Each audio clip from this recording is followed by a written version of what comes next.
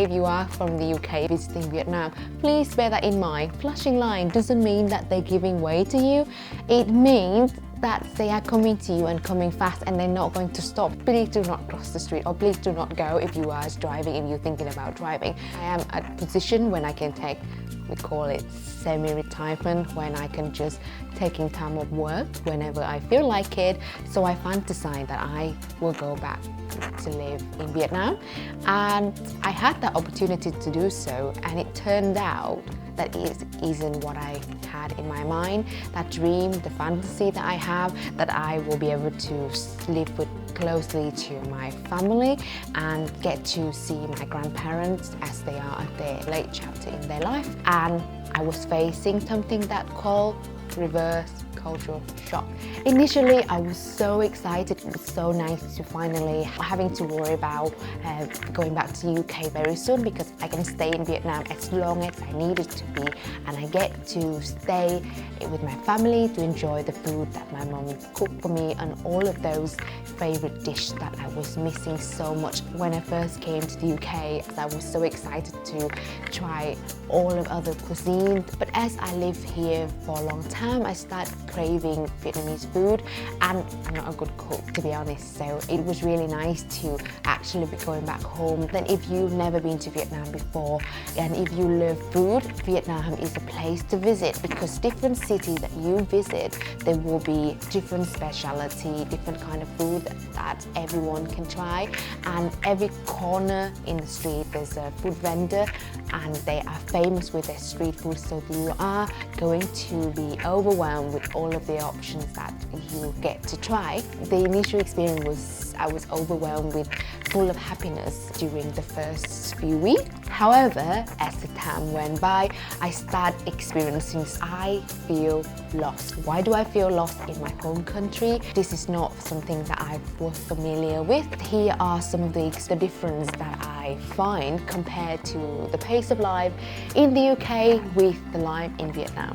The pace of life in Vietnam is much slower than what it is in the UK. So reflecting on my daily schedule when I was working full-time, my day will start at 5 a.m. as I wake up early and rushing and get ready for the day, so that in order to schedule reading time, meditation, exercise, getting ready for work, and a bit of recording or editing or anything that's YouTube related.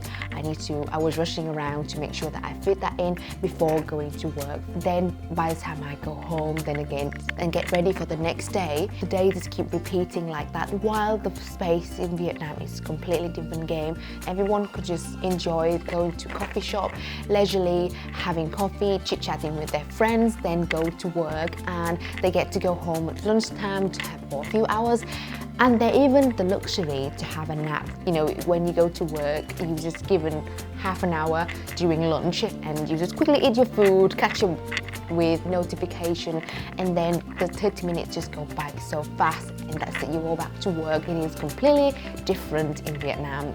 The majority of people are self-employed or they have their own business, a small business, so time is not a constraint.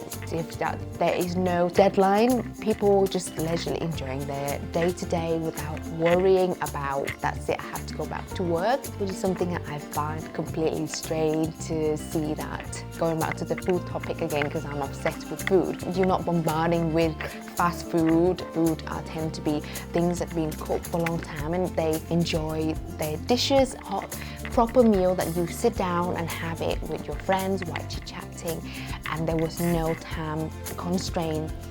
Difference number 2 is the traffic. Again, I mentioned it at the beginning of my video, which is something that I was so shocked coming back to Vietnam, enjoying the traffic, and compare it to the UK. Number 1 is that people drive on the opposite side of the road. And I didn't think about it before, you know, growing up there, because I wasn't a driver. I didn't care less because I was just sat at the back anyway.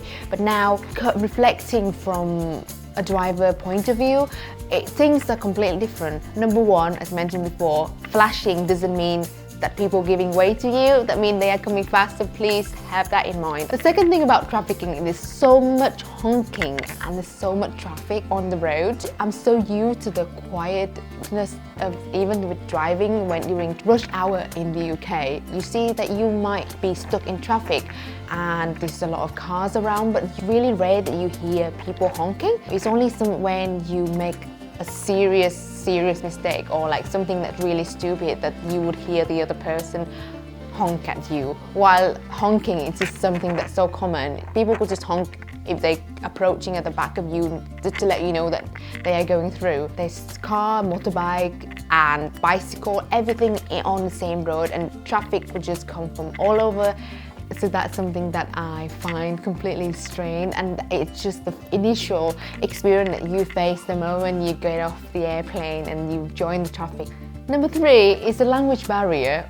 Even though I was born in Vietnam, it's been such a long time, and I do see a lot of my relatives in the UK, but the frequency of having a proper conversation with Vietnamese people in the UK is quite rare. Maybe twice a week. I could just go a week without speaking to my mom. It's due to my busy schedule. If I'm back here, I tend to book to work full time, and due to the time difference, I might not call anyone. So all of a sudden, my ear just bombarded with Vietnamese. But I find it very challenging to carry a conversation with my family even, and it's got me thinking. Actually, I was in these shoes once 12 years ago when I first moved to the UK, and everything sounds completely foreign. And here, going back home, I get to experience that again, which I find super funny. Difference number 4 is about food. One thing I miss most about Vietnam is the diverse food option that you get to try. Different places that you visit Vietnam, there's different speciality of dishes that you get to try. So I guess because I've been accustomed to the food in the UK, even though I miss the dishes so much that I wanted to eat everything and try everything, my stomach could not hack it. I'm so used to the maybe bland food that I've been having instead of things, all of the spice and extra ingredients that I had. Or maybe I was eating too much. That probably the signs say that I need to stop eating. But yeah, even food was part of my reverse culture shock. Difference number 5, there's no queuing system. British people love queuing, and I'm so accustomed to queuing. Wherever you go, you just join to the queue and wait until your turn, then you just turn up and do whatever you need to do. While in Vietnam, just bear that in mind. People would just find ways to get through on traffic. People just wiggle through you to go. They're not gonna get anywhere faster, but they still always try. Difference number 6 is the noise. There's so much noises bombarded. Like for example, right now I'm just sitting in my bedroom doing this recording, and you would not hear a single thing happening outside. While at the moment that you got off, the airport will be constantly bombarded with traffic honking, or when you wake up first, woken up in the morning, you hear the chicken calling, the car, the traffic, that honking at 5 a.m. While I was there was no mindfulness meditation that I get to do. There was no downtime for me personally.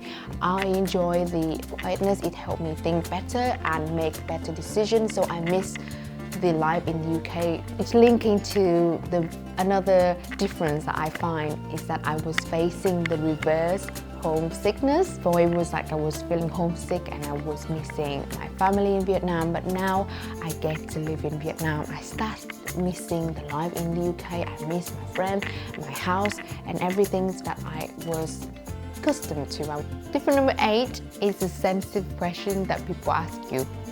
So in the UK, people are not going to come to me and ask, oh, how much do you earn? How's your husband? How much does your husband earn? Are you married? Are you having kids soon? People just come to me and just ask all that questions, and I realize that actually, do I need to tell you? What do I say?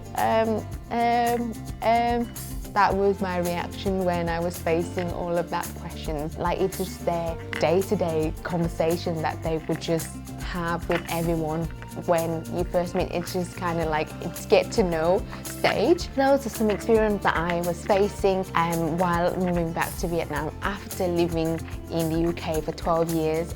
And yes, it might seem an easy life of just relax, eat and chills all day, and I can just do it much easier, but that isn't something that I thought I was craving. The initial excitement will soon wear off and I will feel lost that this is something that I'm not equipped to. My brain is no longer wired that way, and I am at the happiest when I get to keep pushing, keep learning, and coming back to UK will allow me to do so. As everything that I have achieved so far was due to the opportunity to live and work in the UK, where I am more focused and I get to be surrounded with people as like-minded like myself. Very much for your time again, and I hope you find this video useful. If you are new to the channel, please do not hesitate to hit that subscribe button so that I can share all of my learning and experience to many more people. And I look forward to see you again in the next video. Bye bye.